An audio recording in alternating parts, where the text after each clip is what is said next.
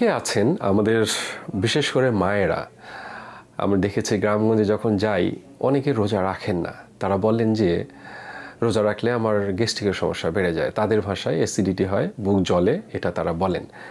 দেখুন, একজন মানুষের চিকিৎসার জন্য যাদের অ্যাসিডিটি সমস্যা আছে, যেটাকে সাধারণ মানুষ গ্যাস্ট্রিক বলে, এটা চিকিৎসা হচ্ছে গ্যাস্ট্রিকের ঔষধ না।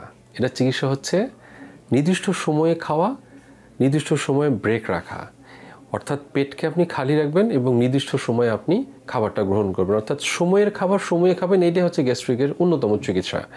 রোজা আপনাকে সেই কাজটা করতে বাধ্য করে। আপনি সকালবেলা উঠে একটা নির্দিষ্ট সময়ের মধ্যে খাবেন, আপনি ইফতারও করবেন নির্দিষ্ট সময়ের মধ্যে, রাতেও আপনি নির্দিষ্ট সময়ের মধ্যে খাবেন। এখন আমাদের তো বদ অভ্যাস আছে, রোজার সেহরির সময় বিশাল পেট পুরে খাইতে হবে, একদম পেটটা ফুলে শক্ত না হওয়া পর্যন্ত খেতে হবে, এটা একটা বদ অভ্যাস আছে। সেহরির সময় আমাদের ভাজা পোড়া একদম মুখ রসালো খাবার খেতে হবে, তা নাহলে তো মনটা ভরবে না। এখন রোজা তো আপনাকে এটা খেতে বলে নাই, আপনি নিজে নিজে খাইলেন আর দোষ দিলেন হচ্ছে রোজাকে, তাহলে তো হবে না। এই যে অ্যাসিডিটিটা হচ্ছে, এটা আপনার খাবারের সমস্যার কারণে, এটা আপনার অভ্যাসগত সমস্যার কারণে, এটা আপনি ভাজা পোড়া প্রচুর খাচ্ছেন সেটার কারণে। অনেকে আছেন যে একটা সুযোগ পেয়েছি, রোজার মধ্যে আমার আর এই করারই দরকার নাই, আর সেহরি করারই দরকার নেই, তাহলে আমি সারাদিন আমার ওজনটা কমতে সাহায্য করবে। অ্যাবসলিউটলি রং। সেহরিতে আপনাকে কিছু না কিছু অবশ্যই খেতে হবে। আপনি যদি না খেয়ে শোন তাহলে কিন্তু এটা আরও বেশি আপনার জন্য ক্ষতিকর হয়ে উঠবে। সো রোজার ক্ষেত্রে আমরা কিছু বদ অভ্যাসকে ত্যাগ করতে বলি। এক, আপনার যদি অ্যাসিডিটির সমস্যা থাকে কোনোভাবেই ভাজা পোড়াটা আপনি খাবেন না। আপনি ভাজা পোড়াটা বাদ দেন, একদিন দুই দিন রোজায় আপনার প্রবলেম হতে পারে, তৃতীয় দিন থেকে দেখবেন যে আপনার অ্যাসিডিটি যেটা ছিল সেটা বরং চলে যাবে। আপনি যদি অল্প একটু খাবার গ্রহণ করেন সেহরির সময়, আপনি যদি সহজ পাচ্য খাবারটা গ্রহণ করেন, তাহলে দেখবেন একই সাথে আপনার যে অ্যাসিডিটির প্রবলেম ছিল সেটা কিন্তু কমে যাবে।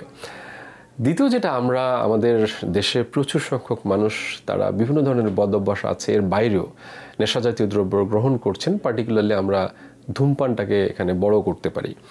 দেখুন, একজন ধূমপায়ীকে যখন আমরা বলি যে আপনার সিগারেটটা আপনি ছেড়ে দেন, তিনি কিন্তু পারেন না। তিনি করেন কি, ছেড়ে দেন, ভাবেন যে একসাথে দিনে 20টা করে খেতাম, এখন যদি আমি ছেড়ে দেই তাহলে আমি একবারে বিপদে পড়ে যাবো, আমার কষ্ট হবে, একটু একটু করে ছাড়ি। এই যে একটু একটু করে যখন তিনি ছাড়তে যান, অর্থাৎ 20টা থেকে 10টা 5টায় নিয়ে আসেন, সিগারেটের প্রতি তার যে ক্রেভিং, আগ্রহ, সেটা আরও ডাবল হয়ে যায়। তখন তিনি দেখা যায় 3-4 দিন কোনো রকম পার করলেন, এরপরে ডাবল বেগে খেতে থাকেন। এটা করা যাবে না। সিগারেট বন্ধ করার একটাই পথ, কাটডাউন, কমপ্লিট কাটডাউন। তাই আপনি জাস্ট আজকেই শপথ নেন যে প্রথম রোজা থেকে আমি ধূমপান করব না। আমাকে ডক্টর সাকলাইন বলেছে যে ধূমপান না করলে আমার মৃত্যুর কোনো সম্ভাবনা নাই, বরং আপনি ভালো থাকবেন, এবং যখন আমার ফিলিং হবে যে আমি ধূমপান ছেড়ে এখন ভালো আছে, আপনার থেকে ভালো আর কেউ থাকবে না। সবাই ভালো থাকবেন, সবার জন্য শুভকামনা।